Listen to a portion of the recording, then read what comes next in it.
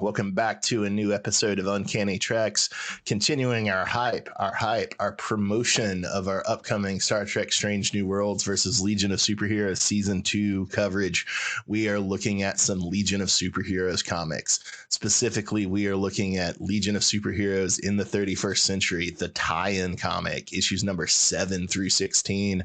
I am Bob in Cascadia. That is Matt in the Southland. We are part of Uncanny Treks. Matt, how the hell are you doing tonight? Doing pretty well, Bob. We didn't read 6 issues. We read 10 issues this time around, guys. 10. And I read them all in one sitting. Wow. It was like a damn homework assignment from Bob. That's intense, bro. That's intense. Yeah. I broke it up into several sittings. Yeah, I figure we should just go ahead and plow through. We could have gotten away with just doing like 6 or 7 and then doing 6 or 7 the other time. But let's go ahead and plow through. Yeah. So if you haven't listened to our coverage of the other issues, please go back. We did those last week. This week we're covering issues 7 through 16. Yeah. And basically, I think if I remember the numbers right, it's basically issues number 4 through 16 are more or less set in the interlude between season 1 of Legion of Superheroes and season 2 of Legion of Superheroes. That's why we're going all the way up to number 16. We'll come back around on issues numbers 17 through 20 when we finish covering Legion of Superheroes. Those are set after season 2. And I guess I hadn't been thinking about this, but Matt did clue me into a technical fact I should throw out there. So if you really want to get technical, a lot of these issues aren't actually set after season 1, but they're set almost at the end of season 1 after spoilers, Wildfire dies in the season 1 finale and before Superboy leaves the 31st century. A few are set after Superboy leaves the 31st century, but most, I guess, would be set in between scenes of the last episode of season 1. Does that make sense, Matt? It does make sense. And really, you're just going to notice that in the comics that Superboy leaves suddenly. Like he's no longer there, but then he'll pop back in every now and then. Like it's a weird thing. It doesn't really mess up the comics that much unless you're trying to connect it to the show. Yeah. And sometimes he comes back up in a flashback to like, oh, remember when we used to hang out with Superboy? And other times it's more like, nah, this issue's slightly out of order. Exactly. Yeah. So but you can read these without having watched the show. So keep that in mind. Oh, yeah.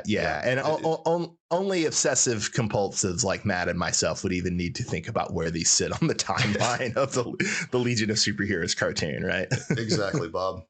All right. So let's dive into these, Bob. Issue number 7. Yeah, no boys allowed. You want to walk us through the plot of number 7, Matt? Sure, Bob. So the goddess Circe turns the female legionnaires against each other and goes to her stock move from the Odyssey of turning the male legionnaires into pigs to cover up her kidnapping of the new Wonder Girl, Princess Zenobia. Yeah. So we have New Themyscira, aka New Paradise Island. It's now on the Jovian moon Io, which I looked this up. Apparently, Io is the driest and most volcanically active object in the solar system. It has over 400 volcanoes, Matt. Some are taller than Mount Everest. Yeah, and Bouncing Boy refers to it as Planet of the Babes. Yes. I guess technically it should be Moon of the Babes or Solar System Object of the Babes.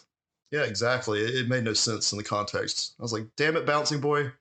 But don't worry. Bouncing Boy redeems himself. Don't worry about that.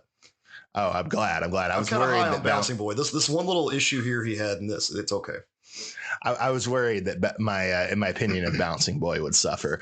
Yeah. So the Paradise Island residents, or the Themyscirians, are now ruled by Circe. She's a long-term reoccurring Wonder Woman villain, but they do still fondly remember our Wonder Woman. They have a statue of Princess Diana, a huge statue on Io. And don't worry, statues of Justice Leaguers will be a reoccurring theme in these issues. Yeah, and strangely, it's a bronze statue. I don't know if you caught that. I don't know. And I don't know why. I'm not sure what Wonder Woman's origin would have been in this continuity, but, given the common origin of her, she was sculpted out of clay, it sort of makes sense. Oh, yeah. Okay. Yeah, that does make sense. I was trying to figure out why it looks so odd, but yeah, that is why. It's like it's darker than all the other things around it, so it doesn't quite fit.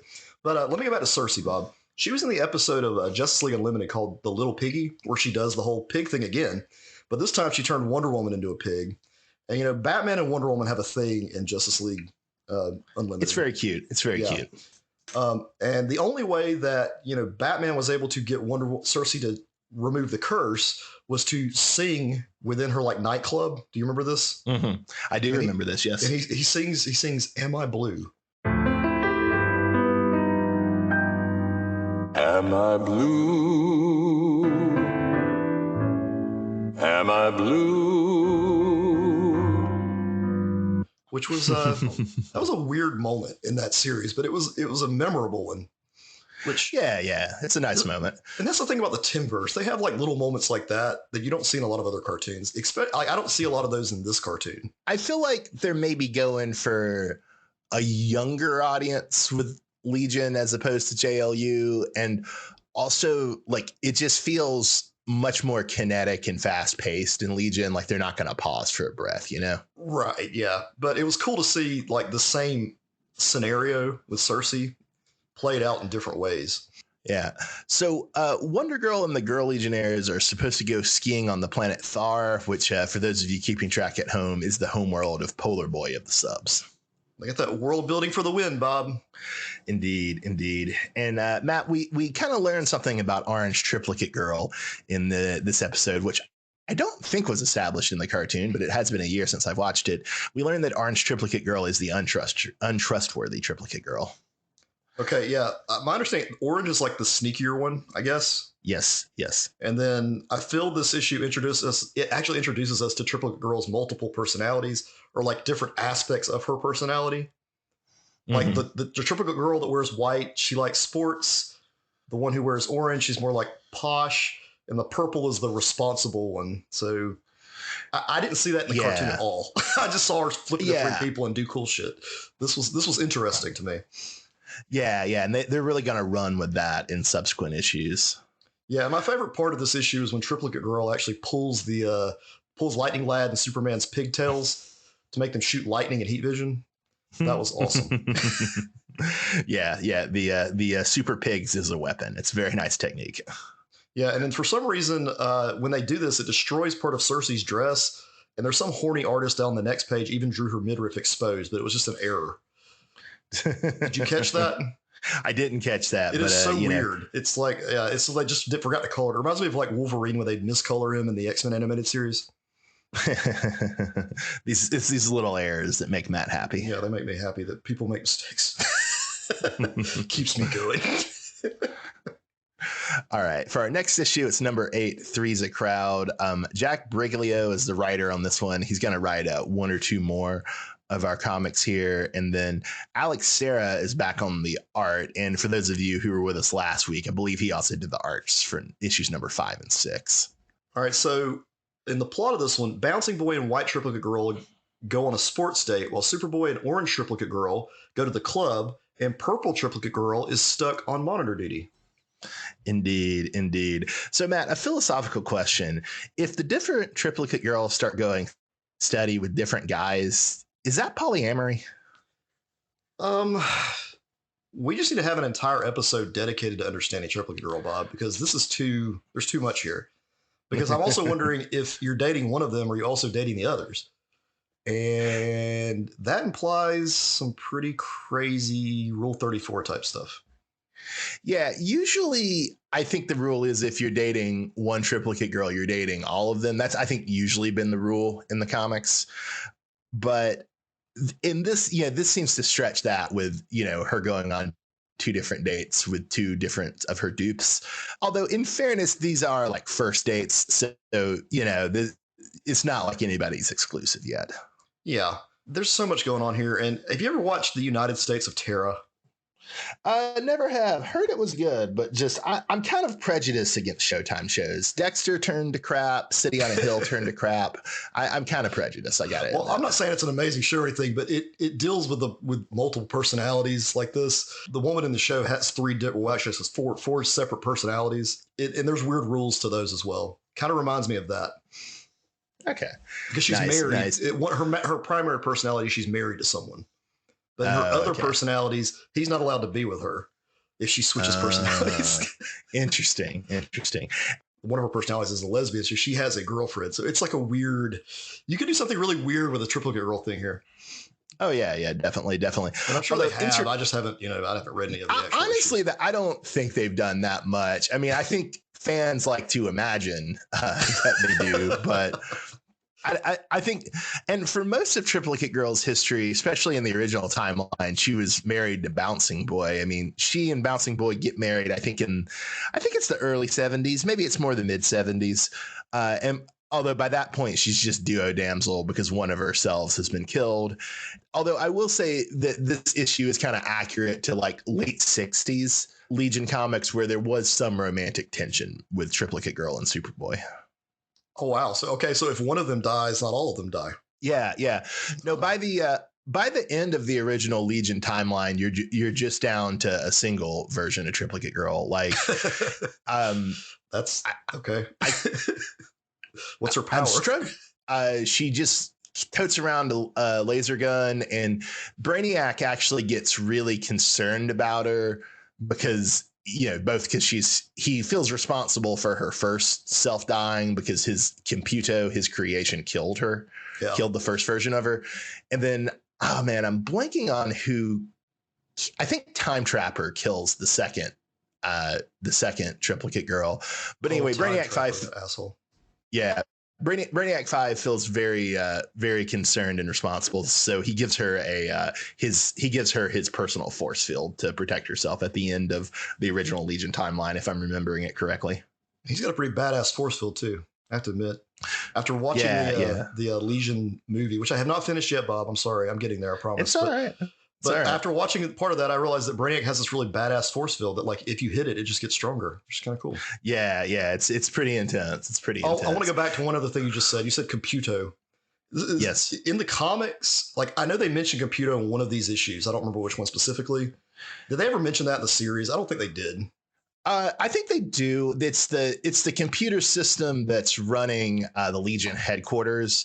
Okay. And I think I want to say it goes evil in season 2. Spoilers, but maybe it doesn't. But it probably does. I can't really remember. It's been a long time since I've seen season 2. But yeah, Brainiac. It's Brainiac 5's robot or computer system that goes evil. Yeah, yeah. And then one other little bit of trivia. So while she's stuck on monitor duty, Purple Triplicate Girl is talking to Metropolis Science Police Officer Siobhan Aaron. So Aaron is a longtime supporting character in the Legion. She often dates Element Lad, and she was revealed in an early 90s comic to be one of the first trans characters in Big 2 comics, which some people don't like that story, but I think it's like a kind of sweet story, and it was, I think it was trying to be ahead of its time. So I'd give it a lot of credit. Yeah, that is cool. That is really cool, especially for early 90s. Yeah, yeah. I think that was Tom and Mary Bierbaum were the writers, I think, although I might be wrong about that. So, Matt, were you surprised that Superboy was actually the villain Starfinger? And I can't remember. Did you like Starfinger when he showed up in the subs episode in season 1? Bob, I love Starfinger. He was my character of the week that week. He's so dumb, but he's so awesome at the same time. That's what.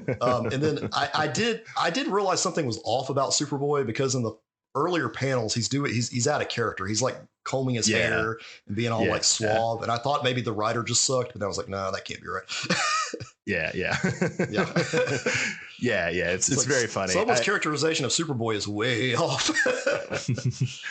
Orange Triplicate Girl says it very well that it's so easy to confuse 21st century weirdness with bad guy weirdness. That's the truth. And so we have said bad things about Orange Triplicate Girl. We've called her sneaky and untrustworthy, but I did like in this issue how protective of her sisters or her other selves Orange Triplicate Girl is. It's rather sweet. So, Bob, do you know which one died in the comics first?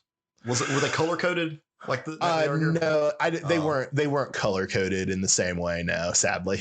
Oh man, they might have done other color codings I think they have done color codings with Triplicate Girl before this series, but I think this might be, and somebody could correct me on this, but I think this might be the first time that they really commit to this like purple, orange, and white scheme.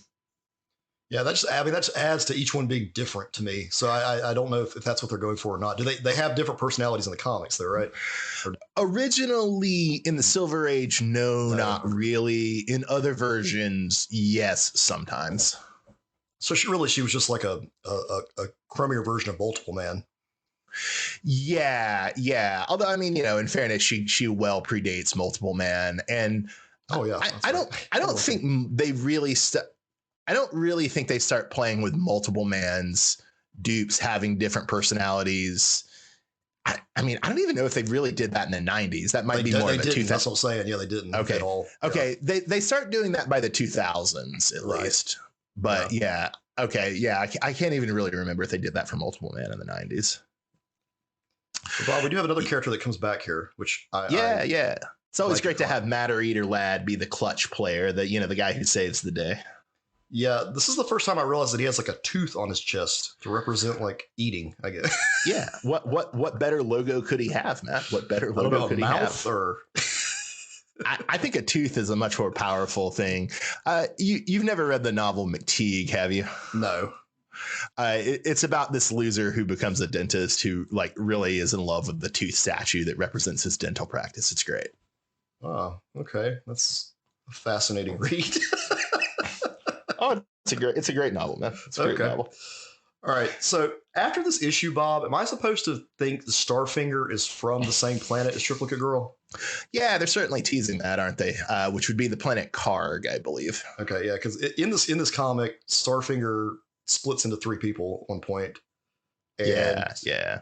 Triplicate Girl's like, what?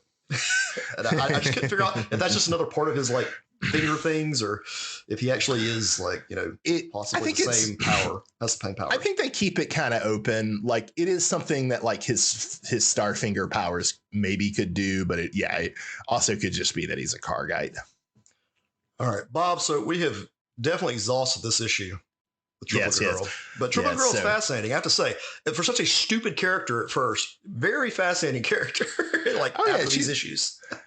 But I think my 3 favorite Legionnaires are the 3 who meet Supergirl for the first time, and it is Triplicate Girl, Phantom Girl, and Saturn Girl. I think they're my 3 favorites. Yeah, I mean, the fascinating character. Once they you can tell they've really dived into her story. I could see the 60s version not being interesting at all, but then going and really adding more personality and pieces to this is what just expanding on her origins and stuff. It's kind of cool. Yeah.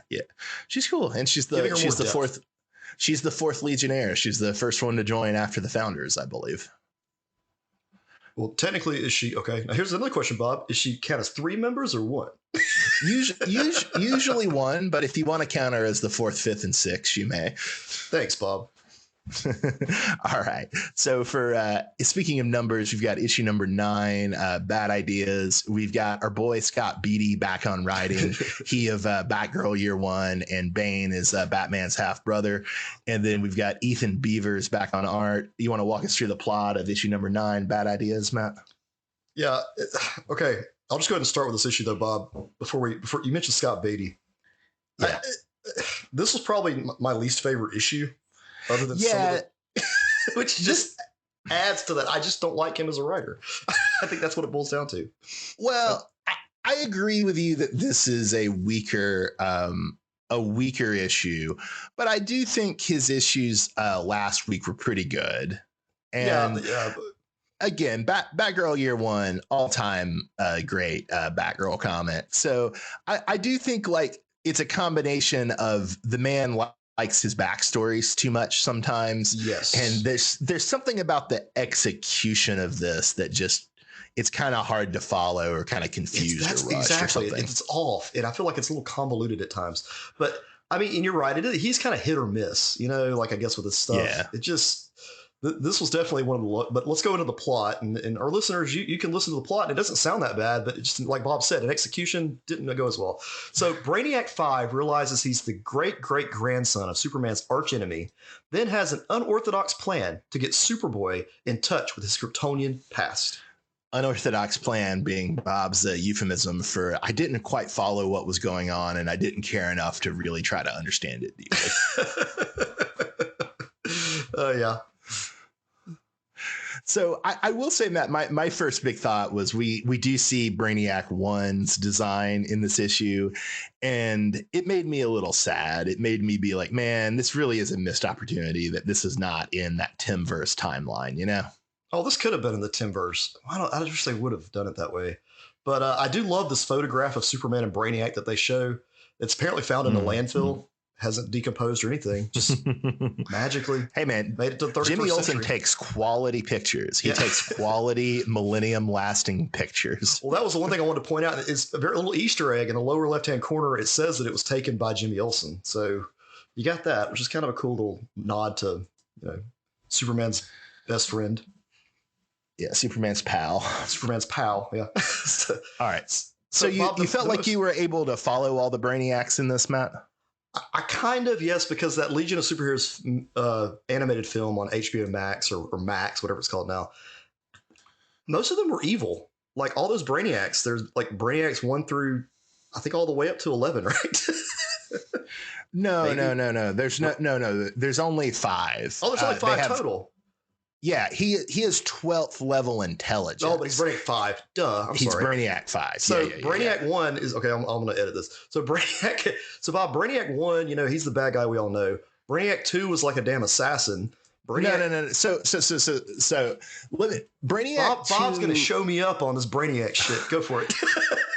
Do you remember that comic that was published when we were kids called Legion, but it was spelled like an acronym, like L period, E period, yes, G I do period. remember that. Yeah, yes. And do you remember the comic that replaced it after 0 Hour that was called Rebels, that was spelled in the same way, like R period, E period, Okay, D period? I vaguely remember that, yes. I'm more familiar with the Legion with the yeah. Yeah, so that's not a very good comic, but it is interesting, and it's a prequel to the Legion of Superheroes both of those comics are prequels to the Legion of Superheroes, and they're set in, the contemporary late 80s, early 90s DC cosmic universe.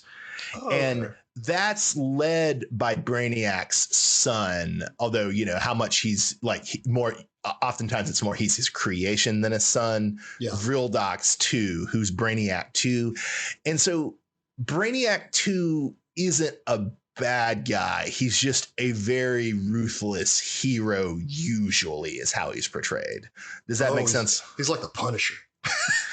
Maybe not the Punisher, but he's kind of like Amanda Waller would be the closest analog to him, I would say. He's an asshole. He can make he's kind of like Spock, Yeah, he's an asshole combination of Amanda Waller and Spock, who basically runs Interstellar Blackwater or Interstellar, one of the, like an interstellar mercenary company, basically. Okay, so who's Brainiac 3? He's what?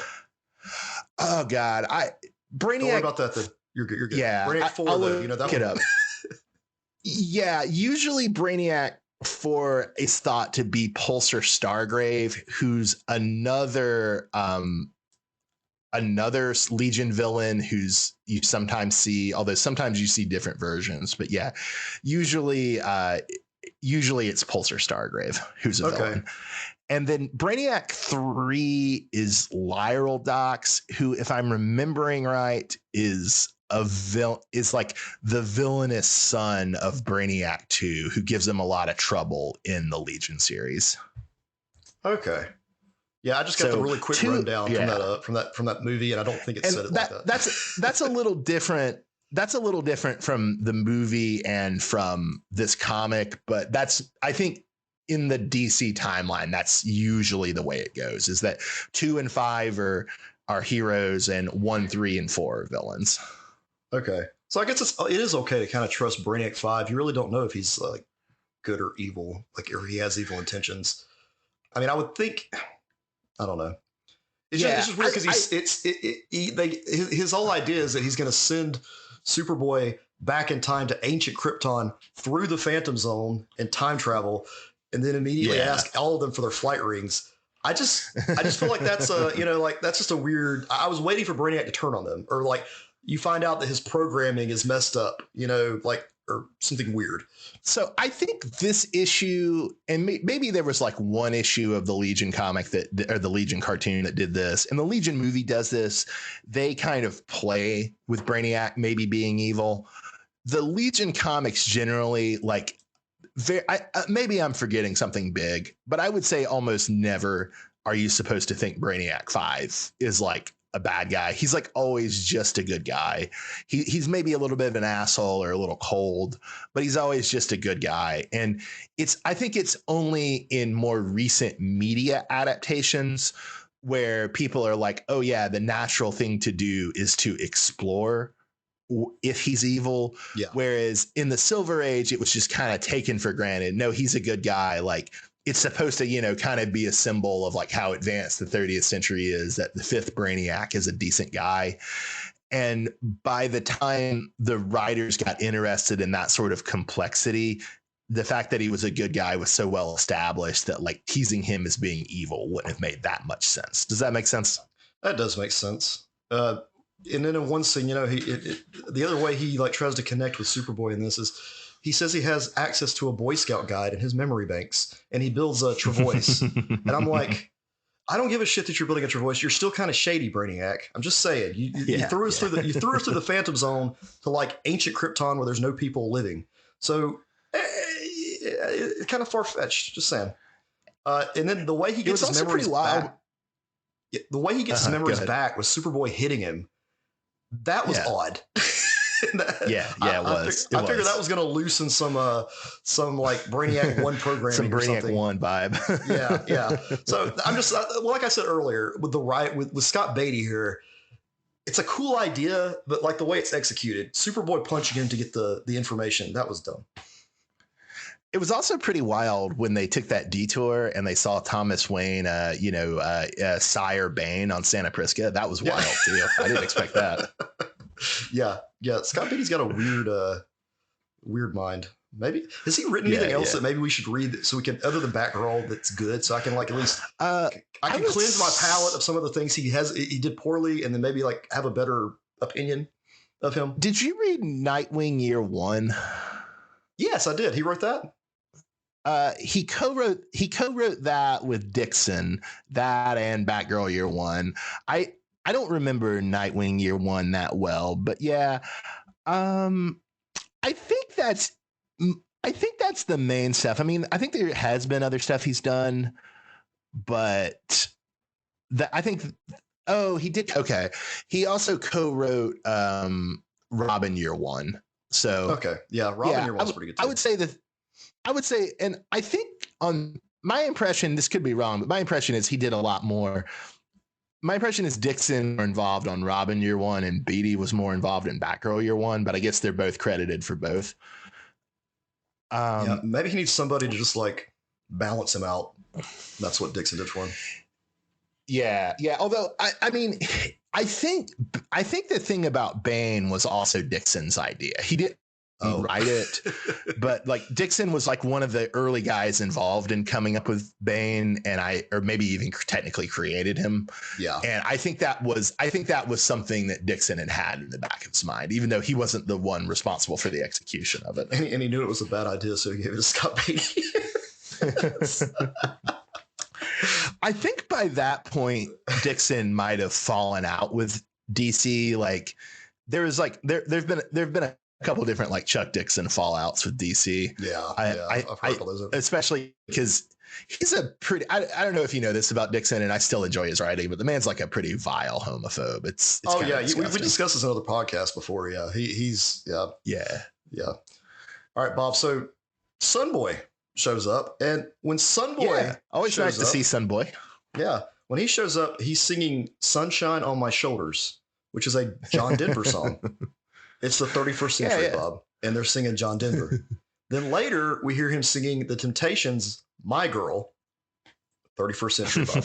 How does this music survive? I mean, Matt, do you know any music that was made in the 2020s? Yeah. I know a lot of it. I'm just saying, I guess Apple iTunes or whatever in the 31st century just has a catalog of hundreds of years of music you can choose from. I mean, it's like Spotify. I don't know. On the one hand, I agree with you, and it is a really ridiculous thing in science fiction where like contemporary culture survives 1,000 years. On the other hand, I would say, like, given I think the crazy prevalence that like music from the 50s to the 70s still has in our culture, like you could So you imagine think the like 20 year span that we still listen to that music, we're going to be listening thousands of years. So like what, Matt, you mean the it's been 50 years since the 70s, dog. Well, that's what I mean. I mean that 20-year span. You're about 60s. Yeah, so anyway, yeah. So you think that's what I'm saying? We're just going to expand it, so we're going to have thousands of years of music on our Spotify in the 31st century. You can just pull up like. No, I'm saying that a lot. I'm saying that a lot will be forgotten. Like I don't think a lot of 90s music will be remembered, sad to say. Bullshit. But anyway, I don't think a lot of aughts music is going to be remembered. Bullshit. Dog. Here's my thing, Bob. Yeah. Maybe between now and the 31st century, something happens to music, and that's why they still want to listen to the old stuff. Maybe people just stop playing music or stop making music. They gave up. Maybe so, Matt. Maybe it becomes illegal. Yeah, that's it. These are the things we should write about, and how Sunboy has to pirate his John Denver music. However, they pirate things in the 31st century. All right. Should we skip ahead to number 10, Matt? Yes, Bob. Issue number 10, House Arrest. All right. So we got Matthew Manning on writing. We got Alex Serra back on art. Matt, have we talked about a Matthew Manning comic before on the podcast? I could swear we did, but I couldn't find a good bibliography for him online. And I checked back on the notes for our Young Justice and Blue Beetle comics, which I think would have been where we most likely would have talked about him. And he doesn't seem to have come up there. So I don't know. Yeah, he wrote a bunch of stuff for like the Nickelodeon Teenage Mutant Ninja Turtles. And he wrote one of the Batman crossovers with the Ninja Turtles. It's the more like animated series style one, right? Yes, it's like cartoony. It's a lot more cartoony. It's not the IDW main series, which is what they did with which is what James Tynion, when he did his, that's what it was. And that one was awesome. Okay. That was I like James Tynion, but I gotta say I'm not reading that. Yeah, no, you wouldn't care. But like, I mean, Donatello gets hooked on Venom. I mean, come on, you can't beat that. That's pretty good. Yeah. I mean, come on, how can you not enjoy that? Still not gonna read it, but that's pretty good. But Manning also wrote some of the episodes of Beware the Batman. So that's another place you know. Okay, nice. Good cartoon, by the way. Good cartoon. Yeah. So the plot of this one, Bob, did get a second season. Yeah, what's the plot for this one, Matt? The plot of this one, the Legion goes off to a hot concert, but leaves Saturn Girl and Lightning Lad behind, who are trapped in the headquarters, besieged by the Fatal Five. Yeah, I think I may have said this last year when we were covering season 1, Matt, but this is some original Legion continuity spoilers. Validus, the great hulking beast of the Fatal Five, actually turns out he's one of Saturn Girl and Lightning Lad's kids. He's kidnapped back in time and turned into a monster by Darkseid.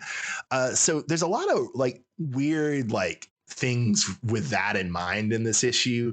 You have like Validus trying to sniff out Lightning Lad and Saturn Girl as they like hide in a locker together and are nearly making out. Face to and face. Then later you have face to face. And then later you have Lightning Lad complimenting Saturn Girl's maternalism because she like telepathically soothes Validus to sleep.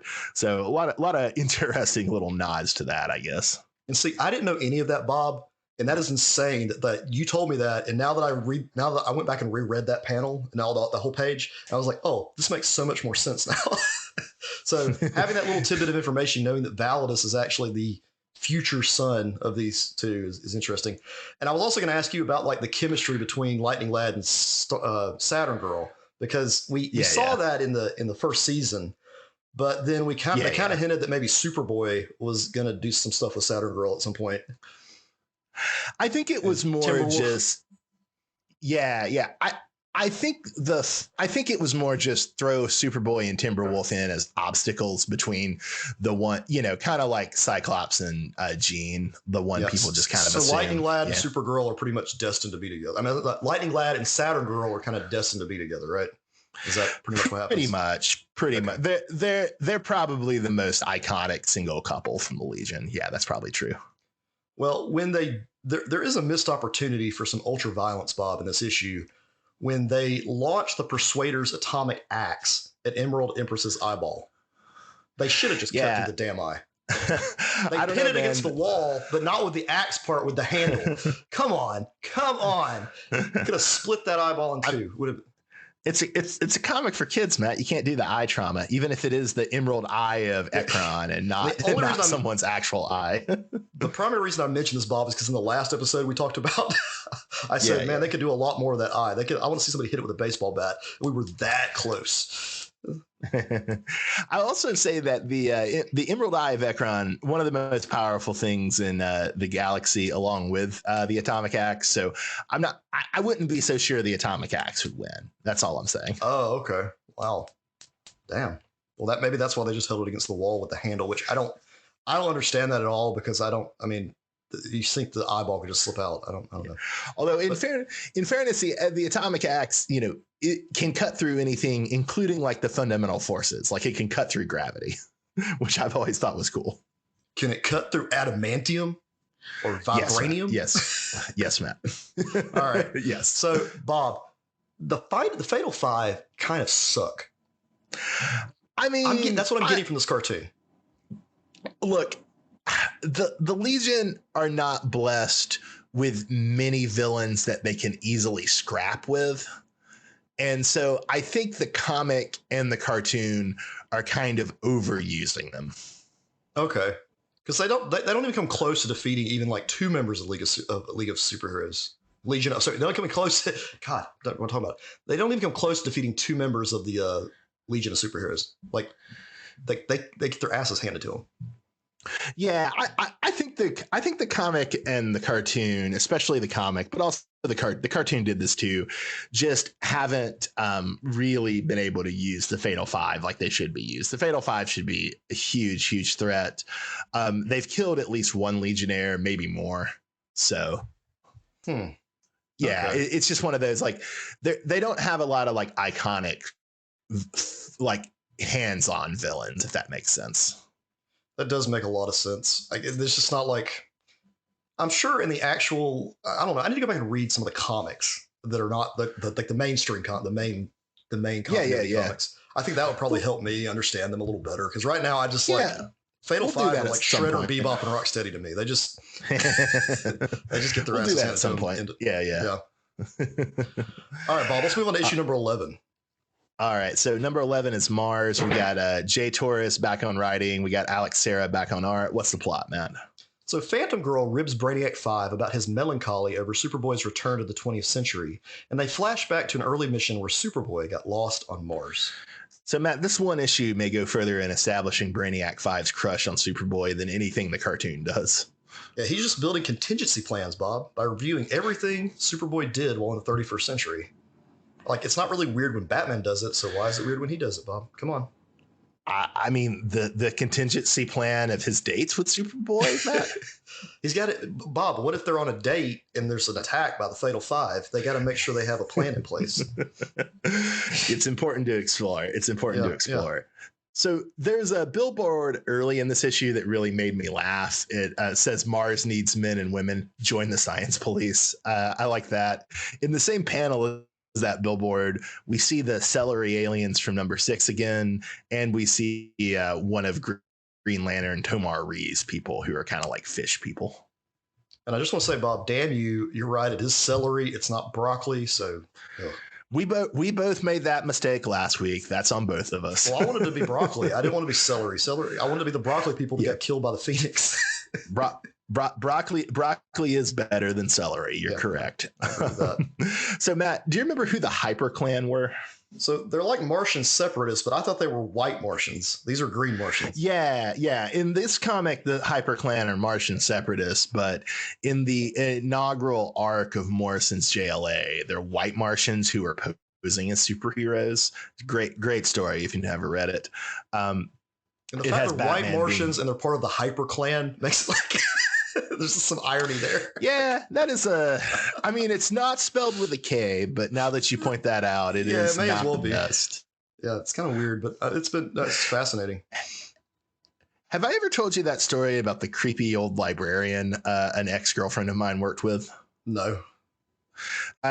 So my ex worked in the University of Georgia library, and they had this old woman there who, had like worked there since like, the 1890s or whatever the hell. And it was like she didn't really do work anymore. It was more, she just went out and looked for books, and they like left books out for her to find, that sort of thing. But, sweet old woman by all accounts. And so, people humored her or whatever. And so she was coming by looking for a book. And so she was looking at my ex's cart. And the book had a couple of K's in the call number, and in like the Library of Congress call number, and that she was looking for. And so my ex just kind of jokingly was like, "Oh, don't worry, no KKK here." And the old woman stops, looks at my ex really intently, and she's like, "Well, I never approved of violence, but something had to be done." Oh my God, no. Yeah, it's just like, Jesus, Granny. That's Jesus. awful. Yep. Ugh. Well, Yeah. all right then. Well, Man. so this hyper clan reminds me of the clan here, the way they act. So I guess they are separatists. That doesn't make it any. That does make it kind of even more intense. Well, I mean, what they yell and stuff just is all like, Yeah. it sounds exactly like something the KKK would yell. Well, it's also kind of weird that they're Martian separatist and they're green Martians, not white Martians. But they've also, it's like either they don't understand the history because they're stupid bigots, or the history is just confused because, they're using the name HyperClan, but they revere the Martian Manhunter and they're shouting his name constantly. Yeah, who's a green Martian? It makes no sense. Who's a green Martian. And who wouldn't truck with anything they're saying. It's also like, it's just a weird little touch that, because of this story in this timeline, like Superman's first exposure to the name of the Martian Manhunter is it's being yelled at him by bigots who are beating him up. That's kind of weird. Yeah, it's really weird. And the whole statue of him, of the Martian Manhunter, in his get up, in his costume, like, why are these Martians not in their natural form, Bob? Well, I mean that, in this version, this may be the Martian's natural form, Oh, or they just assume the readers are like not as familiar with like. Yeah, Martian well, and it's for Manhunter. kids. Like, you probably want to keep it simpler. Yeah, it'd just be confusing. But that blew my mind too, because now Superboy has seen what Martian Manhunter looks like. So now when he meets him, it shouldn't really even be like a surprise. It's like, oh, it's Martian Manhunter. Same dude. It's one of those things.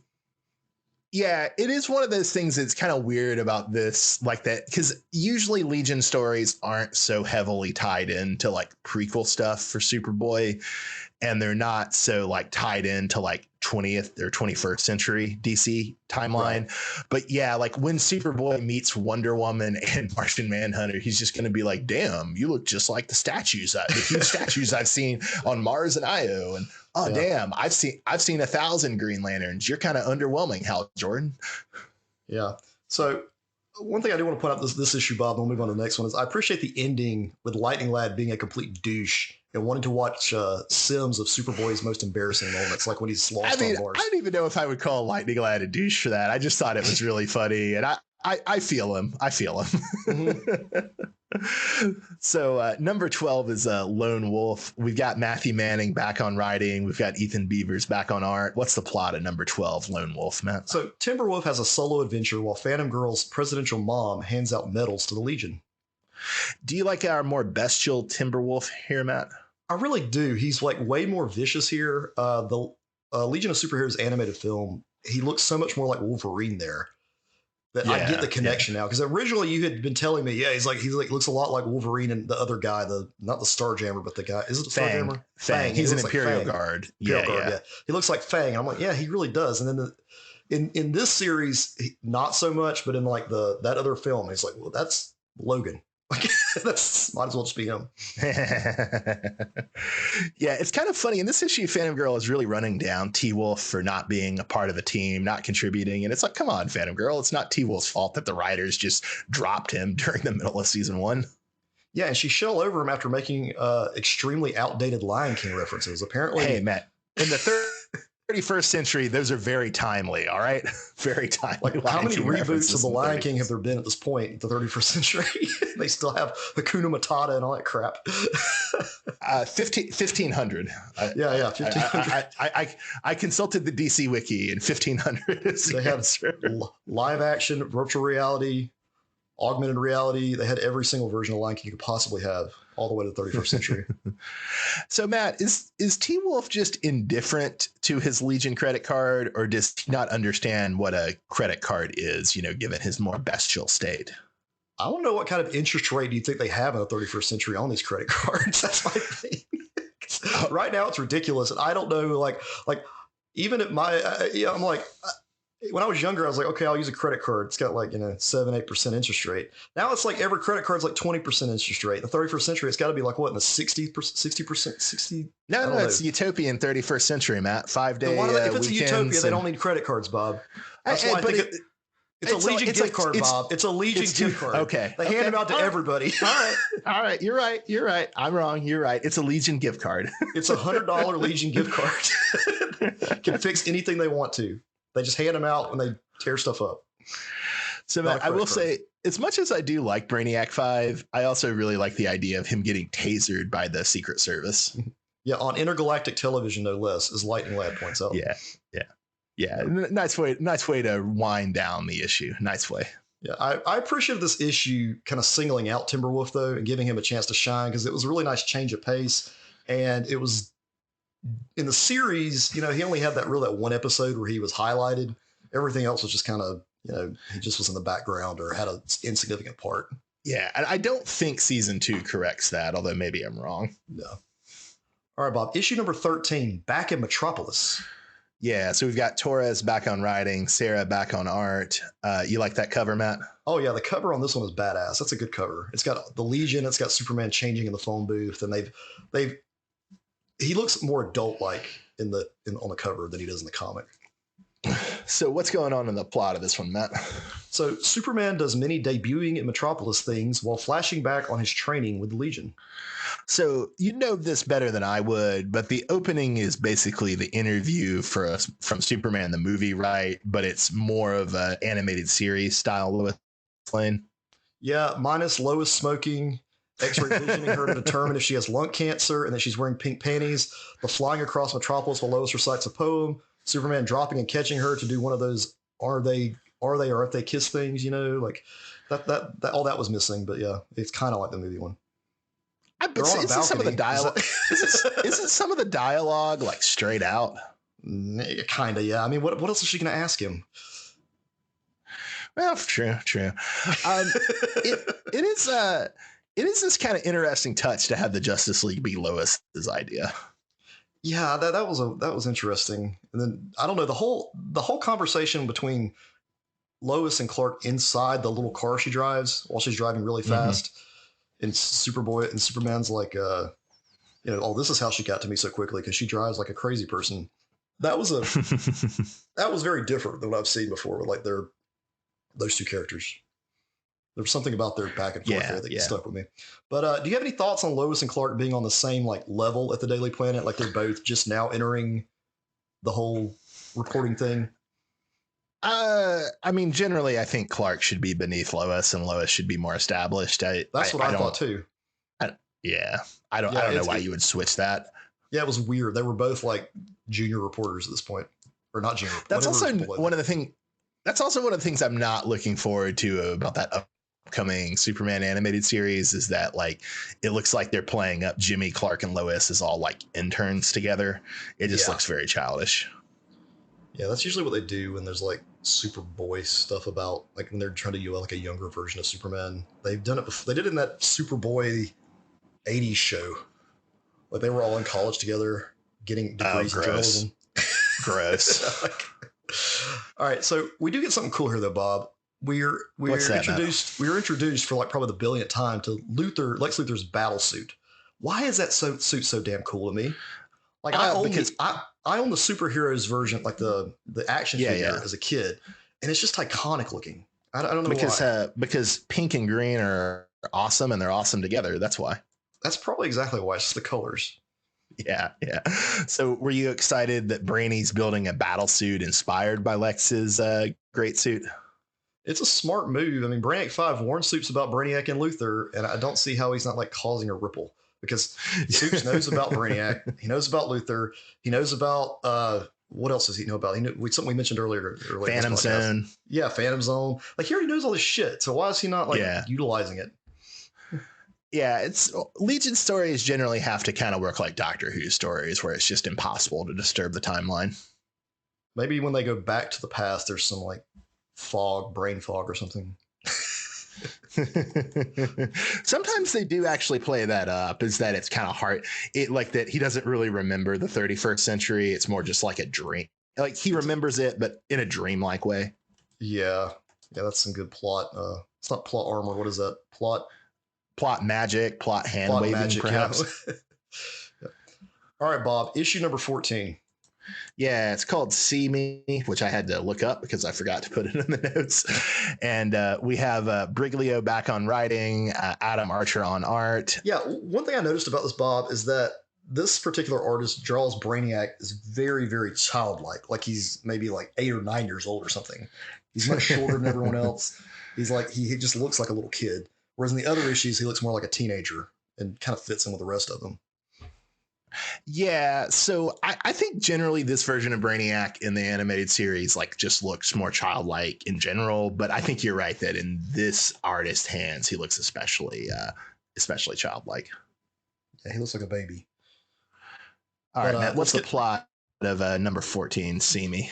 So Phantom Girl has problems with seeing dead people, reverting to her solid form, and most of all, problems with her mom. All right, Matt, any criticisms you'd like to lob at Element Lad's soul patch? He looks rather stupid. Yeah, it does look pretty rough, doesn't it? So this issue is a little out of order. Presumably it has to take place before issue number 11 because it's got Superboy in it, but you know, who really cares? So Matt, did you think anything about Xavier Rowe?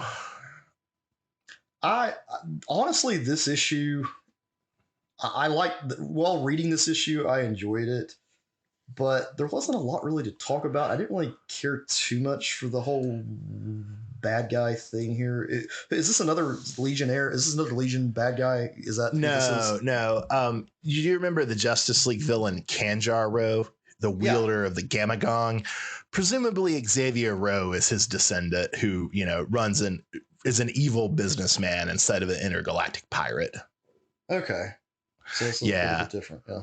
Okay. And so basically what this issue does is it kind of sanitizes the original Silver Age origin of Element Lad, which we talked about this with Tom King's Supergirl. Like the Silver Age origins could get really messed up, right? Right. So Element Lad is the last survivor of a geocide committed by the pirate Roxas. He like kills everyone on Element Lad's world except for Element Lad. And then in the late 80s, early 90s, they kind of just play up Roxas as like an interstellar Joker. But here, instead of having Roxas be a character, Roxas, maybe because of its similarity to the evil corporation in Marvel, Roxxon, becomes an energy company and a subsidiary of LexCorp that destroyed Element Lad's home. Okay. And are there people? Is this home? His home has people on it, right? In most versions of Legion continuity, there are no more. It's called Trom, and they're called Tromites. Yeah. There are no Tromites left, but Element Lad in most versions. But in this version, I think the implication was that some Tromites did survive. Yeah. Okay, see, that's the issue I was having because, I mean, their homeworld looks like crap, but there is stuff still growing on it. But I don't see a lot of humans. A lot of like people other than Element Lad, and then you have the Ghost, who are I think the implication was that some other Tromites had survived the depredations of the evil energy company Roxas. Well, that makes more sense then, because that confused me a little bit. That was not my favorite issue. Yeah. All right. So for number 15, we've got In a Flash. We've got Jake Black on writing and Bob Atkins on art. Matt, I did what the same happens? thing when I read the notes last night. I was like, what, Jack Black wrote this? And I was like, no, Jake Black. All right. So the plot of In a Flash, Bob. Yes. A bouncing boy and white triplicate girl date crossover with Matt and Bob's absolutely favorite character from Young Justice. Yep. Which is Impulse. Yep. He's just the best, Matt. We love him. We love Impulse, don't we? He's so good. I saw Impulse on the cover and I was like, this is going to suck. But then I kind of felt sorry for him because he's locked up in a virtual reality program until he gets his speed power straight. Who put him there? I feel bad for the guy. Basically, I think this is his origin in main DC stuff. And I think his parents or his society did in the 28th century or wherever the hell he's from. What a bunch of assholes. Wow. Well, you can't just have a super speedster running around with no control, Matt. So we'll put him in a virtual world with virtual people. Matt, let's put this issue in a virtual world, and move on to issue number 16, our final issue, Untold Legend of Arm Fall Off Boy. Okay, I thought this was going to be really stupid. Yeah, it wasn't a bad way to end. We have Matt Manning back on writing. We've got Sean McManus on art. McManus did a long run on Dr. Fate in the early 90s with J.M. DeMatteis that I dearly love. So I was happy to see McManus drawing this. He's one of the few artists I've been really familiar with before their work on this series. All right, Bob. So the plot of this one is Arm Fall Off Boy runs away from home, again, without his arm. Yes. So, Matt, what'd you think about Arm Fall Off Boy? Okay, Arm Fall Off Boy, Bob. The stump where his arm goes shouldn't have a bone sticking out or something he could get connected or reconnected. No, Matt, the bone falls off with the arm. He's Arm Fall Off Boy. It falls off with the arm. But I mean, the part of the shoulder that it's connected to, shouldn't there be some bone there that he has to plug it in? I mean, I think that's pretty bigoted of you to assume that all alien biologies are just like yours. He's got 2 legs, 2 arms, and a head, and a torso. If he had a different look, I'd be fine with it. But with this, it's he's just an orange human-looking thing. But it's really? But there's no bone sticking out of his arm either, Bob. So you can't even tell me that. How does it stay connected? Well, I mean, it obviously doesn't. So maybe that's what I'm missing here. Huh? Yeah, it's not arm stay on, boy, Matt. It's Arm Fall Off Boy. It's like Velcro almost. Anyway, it's really gross because it looks like he has a vagina sticking out his shoulder. I'm glad we got to your real issue, Matt. Your true fear here. Hold on, let me do a second take of that. Whatever. It kind of looks like he has an asshole attached to his shoulder. I'm glad we got to the real issue, Matt. Your true fear. Which one's better? I leave that up to you, dog. Thanks, Bob. I'll just leave both of them in. I'll leave both of them in and the conversation afterwards and this part. It's very avant-garde. It's like in that show Homicide or in a Godard film where they do 3 different takes of a conversation right in a row. Yeah. I also want to point out too, Bob, that this is not the same as TDK, the detachable kid for the Suicide Squad. It basically is. But this is an alien, Bob. This is from another planet. The detachable kid was from the Earth. So, Matt, I know you clearly have a lot of criticisms here, but were you happy that your boy Starfinger returned? I was, Bob, but I feel like, have we met all of the Legion of Superheroes Rogues Gallery? No, they've been holding back a lot of the best people. Not that Pulsar Stargrave is that great, but we haven't met Pulsar Stargrave. We haven't met the Time Trapper. We haven't met Mordu. They haven't really used the Kuns. They haven't used the Dominators at all. They've been holding back a lot. I'm just in 10 of these issues, 2 of them are Starfinger, the bad guy. Well, I don't think the comic could use characters mostly that the cartoon hadn't used. Oh, okay. Gotcha. Because that's normally the way, right? They don't want to. Because then you're introducing a new character that may. I see what you're saying. Yeah. So, and then there's the Dark Circle in the Legion movie, which maybe you haven't gotten to that part yet. That's I did. I got that far. Okay. This has been the longest watch of a movie ever for me.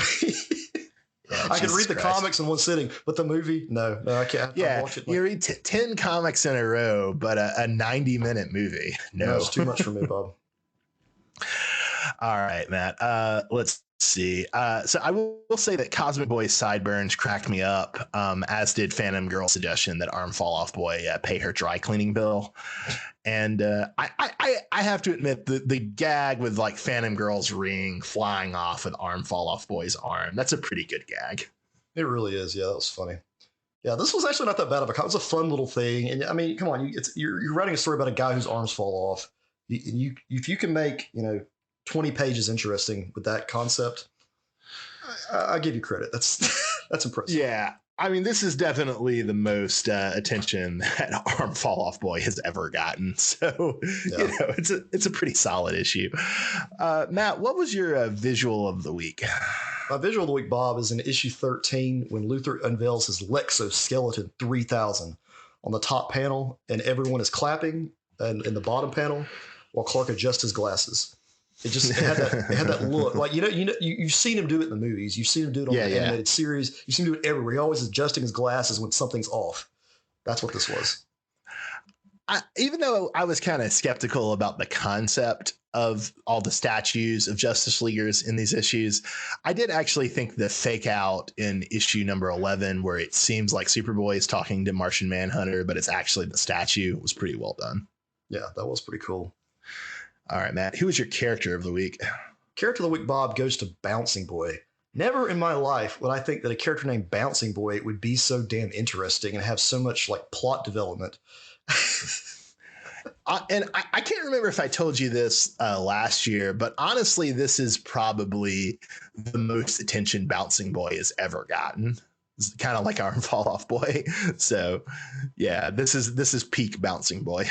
And then I was watching that movie, and he's in that film, and I'm like, oh, he's just going to be a background character. And I'm like, not really. He's actually part of the team and interacting and doing Bouncing Boy shit like he does in this. I'm like, oh, yeah, he's a legit character. I just really think it's cool. Like he's got, this relationship with Triple Girl. He's got, these powers and friends and everything. There's just a lot to him, even though his main power is that he can just turn into a ball.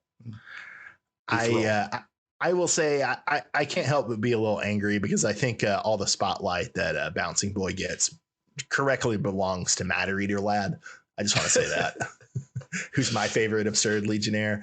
But Bob gonna get up there like Kanye and be like, Bouncing Boy, I'm gonna let you finish. But Matter Eater Lad had the best gag. Yeah. Best gag this year. Oh man. I just as long as Matter Eater Lad doesn't go through his Nazi phase. Oh God. That doesn't sound good. Oh, Kanye. Well, get back on your meds, dog. Get back on your meds.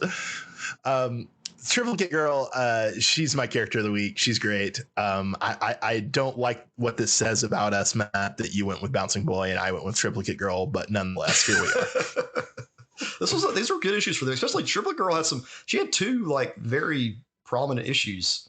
And this is the 10 we've read. So what's your issue of the week? Yeah, issue of the week, Bob. I give it a number 12.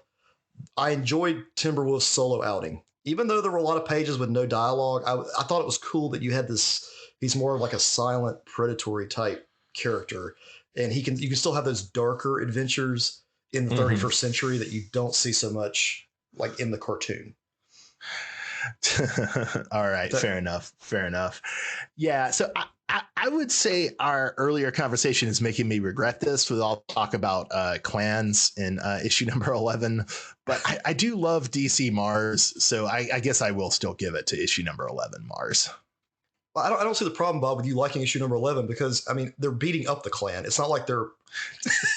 Yeah. No, I just didn't consider like, oh, I should have put it together, but it's like they're separatists. They're calling themselves a Klan. The Klan is made up of a species of white people. It's like when you look at it all together, it's pretty rough. Yeah, it is pretty rough, I have to say. I'm sure that was intentional, though. I don't know. I mean, that was a different time. That was a Let's tweet this guy. Let's find out. 2000. He's got I am not tweeting this man about that. All right. Well, this has been our long survey of so many issues. Join us next week when we talk about the season 2 premiere of Strange New Worlds and the this still fresh to you, still hot to you, still new to you season 2 premiere of Legion of Superheroes. I look forward to it. I'm Bob in Cascadia. That's Matt in the Southland. We are Uncanny Treks. Have a good night. Thanks for listening.